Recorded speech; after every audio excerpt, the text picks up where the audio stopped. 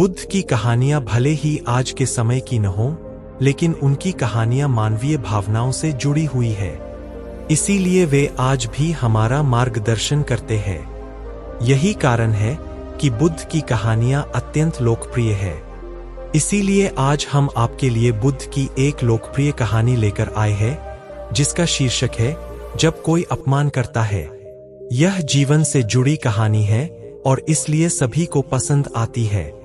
हमें उम्मीद है कि आपको गौतम बुद्ध की यह कहानी पसंद आएगी। एक बार बुद्ध किसी गांव से गुजर रहे थे। उस गांव के लोग उसे पसंद नहीं करते थे। उन्होंने बुद्ध को घेर लिया और गालियां देने लगे। सबसे ज्यादा गुस्सा गांव के नेता को हुआ। उसने उल्टे बुद्ध को गाली देना शुरू कर दिया, लेकिन बुद्ध इस सब से बेपरवाह होकर मंद मंद मुस्कुराते रहे। सरदार बहुत देर तक बुद्ध को गालियां देता रहा, लेकिन कुछ देर बाद उसका मुंह सूखने लगा, जिससे वह चुप हो गया। यह देखकर बुद्ध ने कहा, यदि तुम्हारी बात पूरी हो जाए तो मुझे आगे बढ़ना चाहिए। मुझे आगे गांव जाना है। वहां लोग मेरा इंतजार कर रहे होंगे। यह देखकर गांव का एक आदमी बोला, हम आपका अपमान कर रहे हैं, गाली दे रहे हैं, लेकिन आप जवाब देने की बजाय मुस्कुरा रहे हैं। आप इस पर प्रतिक्रिया क्यों नहीं देते? बुद्ध ने कहा, वत्स, तुम्हें आने में थोड़ी देर हो गई। 10 साल पहले आते तो मजा आता, क्योंकि 10 साल पहले मैं भी तुम्हारे जैसा था। यदि उस समय तुम मेरे बारे में बुरा बोलते या मुझे गाली देते तो मैं भी क्रोधित हो जाता। इससे ज्यादा तो मैं तुम्हें गाली देता।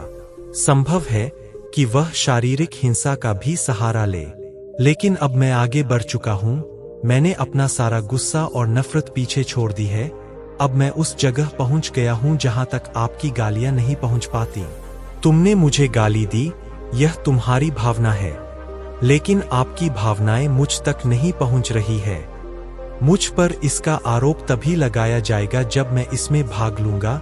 एक बार मैं उन्हें स्वीकार कर लूं, लेकिन मैं आपकी इस हरकत से तटस्थ हूं, इससे कोसों दूर हूं। यही कारण है कि मैं अभी भी पहले की तरह शांत हूं। यह सुनकर सरदार बोला, अरे ऐसा कैसे? मैंने तुम्हें गालियां दी है और पूरे गांव के सामने तुम्हें गालियां दी है, फिर इसे लेने या न लेने का क्या मतलब? बुद्ध ने कहा, वत्स, मैं कल एक गांव में गया था। वहां लोगों ने मेरा उपदेश सुना। वे बहुत खुश हुए। ग्राम प्रधान मेरे लिए मिठाइयां लेकर आए और मुझसे खाने का आग्रह करने लगे। मैंने कहा, मेरा पेट भर गया है, इसलिए मैं इसे स्वीकार नहीं कर सकता।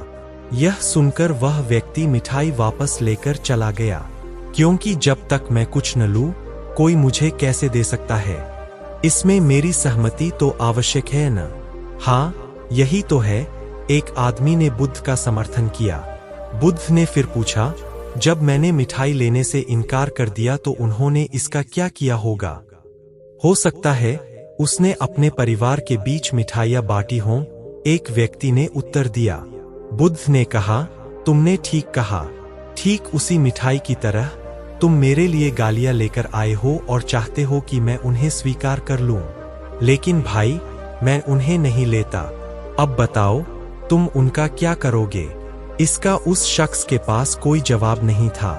बुद्ध ने फिर कहा, मुझे तुम पर दया आती है, वत्स। अरे मुझे तो गुस्सा तभी आएगा जब मुझे ये गालियां मिलेंगी, और जब मैं गालियां नहीं खाता तो क्रोध का प्रश्न ही नहीं उठता। सरदार ने बुद्ध की बात पर कोई प्रतिक्रिया नहीं दी। शायद वह कुछ सोच रहा था। बुद्ध ने कहा, मैं अपनी आंखों से देखता हूं कि गाली एक कांटा है जो देने वाले और लेने वाले दोनों को क्रोध से पागल कर देती है। तो फिर तुम ही बताओ, मैं आंखों से भी कांटों पर कैसे चल सकता हूं? आंखें रहते हुए मैं गालियां कैसे खा सकता हूं? और होश में रहते हुए मैं क्रोध कैसे कर सकता हूं? मुझे क्षमा कर दो वत्स, मैं तुम्हारा उपहार स्वीकार करने में असमर्थ हूं। इतना कहकर बुद्ध ने हाथ जोड़ दिए। बुद्ध की बात सुनकर सरदार लज्जित हो गया। उसकी आंखें भर आईं। वह कुछ कहना चाहता था, लेकिन उसके होठों ने जवाब दे दिया, और जब उससे और सहन न हुआ तो वह बुद्ध के चरणों में गिर पड़ा। दोस्तों, हम में से ज्यादातर लोग यही सोचते हैं कि हमारे दुखों का कारण कोई और है। और जब हम इस पर विश्वास करते हैं तो हम आत्मनियंत्रण की कमी और खुद को नियंत्रित करने में असमर्थता को नजरअंदाज कर रहे हैं। वास्तव में यह हम पर निर्भर करता है कि हम दूसरों द्वारा प्रदत्त नकारात्मकता को स्वीकार करते हैं या नहीं। यदि हम नकारात्मकता को स्वीकार करते हैं तो हम अपने पैरों पर कुल्हाड़ी मारते हैं, और जब हम उसे अस्वीकार कर देते हैं तो घृणा, क्रोध, हिंसा सभी से मुक्ति मिल जाती है। दोस्तों, हम आशा करते हैं कि आपको यह बुद्ध कहानी, जब कोई अपमान करता है, पसंद आई होगी। दोस्तों, हम आपसे फिर मिलेंगे ऐसे ही रोचक और उपयोगी कहानी के साथ। तब तक आप जहां भी हों खुश रहें और खुशियां बांटते रहें।